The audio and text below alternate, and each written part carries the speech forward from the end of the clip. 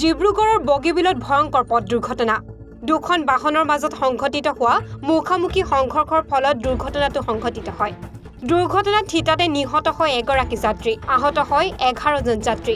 ডিব্ৰুগড়ৰ পৰা জোনাই অভিমুখে গৈ থকা AS22C6682 নম্বৰৰ ট্ৰেভেলাৰ আৰু চিলাপথাৰৰ পৰা শিৱসাগৰ অভিমুখে আহি থকা AS03C3180 নম্বৰৰ এল্টোৰ মাজত মুখামুখি সংঘৰ্ষৰ ফলত এই ঘটনাটো সংঘটিত হয়।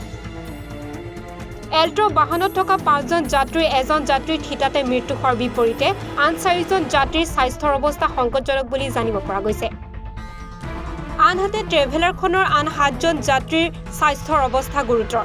মৃত যাত্ৰীজন শিৱসাগৰ জিলাৰ ডিমমুখ বাগলৰ জলিল আলী বুলি চিনাক্ত কৰা হৈছে।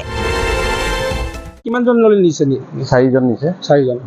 অৱস্থাটো খুব বেছি বেয়া নেকি স্যাৰ? এজন মানুহটো বেয়া অৱস্থা। কেনেকৈ হ'ল কিবা খবৰ আপুনি? নাই, মই ঘটনা হৈছে তাৰ সংবাদ পাই পিনি আহিছোঁ ঘৰতে। এইটো ক'ব নোৱাৰোঁ, এতিয়া গোটেই ইঞ্জুৰ লৈ গৈছে মেডিকেললৈ। মেডিকেলতে পাছতে গম পোৱা যাব। এইফালৰ পৰা আহিছিলে, ডিব্ৰুগড় ফালৰ পৰা হেৰিখন এই ট্ৰেভেলাৰখন এইফালৰ পৰা গৈছিলে এই সৰু গাড়ীখন।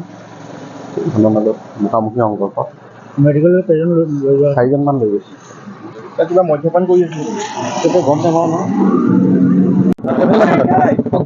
কেনেকৈ কি হ'ল ঘটনাটো?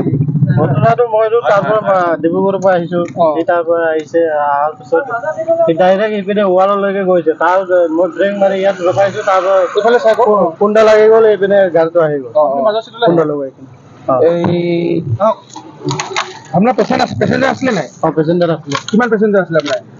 25জন আছে। 25জন। দুখ পাইছে নেকি আপোনাৰ গাড়ী পেচেঞ্জাৰে দুখ পোৱা নাই। এজনো পোৱা নাই?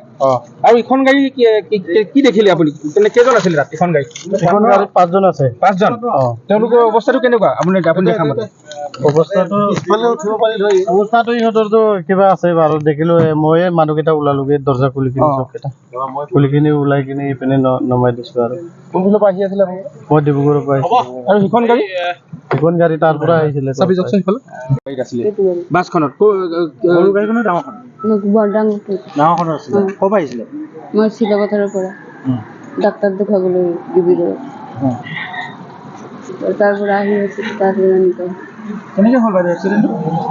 ইয়াৰ পৰা গাড়ী সৰু গাড়ীটো আহিবলৈ পটককৈ লগাই দিছে। জোৰকৈ লাগিছিলে? কিমান স্পীডত আছিলে গাড়ী?